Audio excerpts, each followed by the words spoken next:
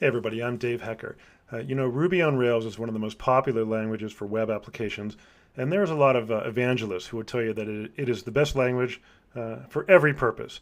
But I think the reality is that it's not always the best. And here to talk about that is Pavel Demeshchik from Data Rockets in Minsk, Belarus. We're going to talk about why Ruby is so popular, whether or not it's a hipster language, and whether Node will ultimately replace it. Here we go.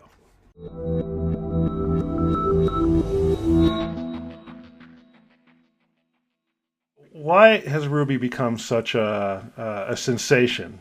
People are crazy for Ruby. Why do we have so many clients telling us that their vendor said they have to use Ruby? What is it about Ruby that makes people so excited?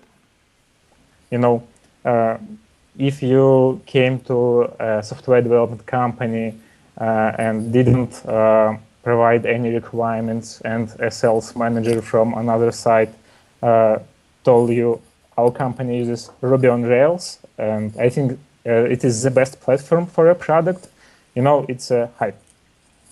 You need to pay a lot of attention before you choose technology. And for example, if you need a simple 2-3 page website to promote your business, there is no need to use powerful frameworks. But there is one plus in this. Ruby is pretty simple. If we are speaking about C++ or Java or some old technologies, to become a senior developer in this area, a developer can spend a lot of years. But Ruby is simple, But is it really more simple than like Django, Python? We deal with a lot of developers and people go back and forth, and I'm not so sure. I think a good developer who loves Ruby will probably also love coding in Python and doing Django. Yeah.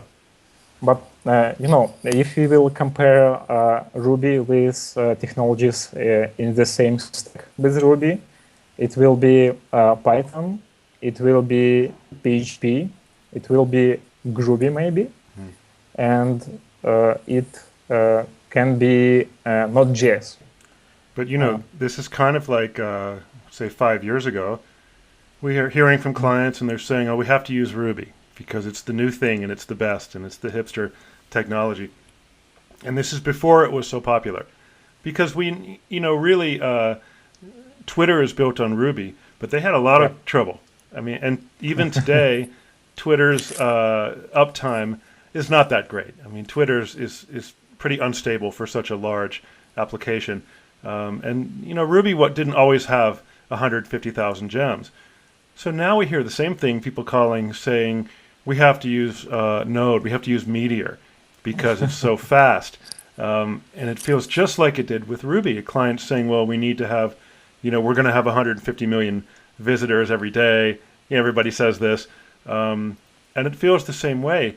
So do you think that in 5 years, Node will be the new stack and Ruby will be older? Will all the hipsters move on?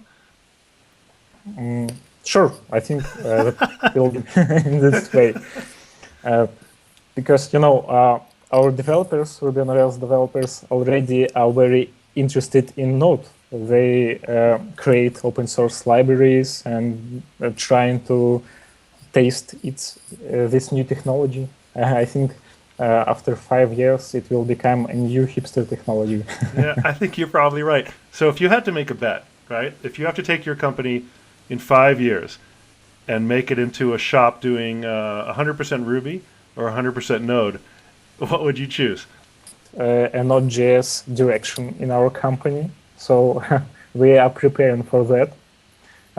We started one, for now it's the only Node.js project, but our guys are very interested in Node.js, and I think this direction will grow fastly.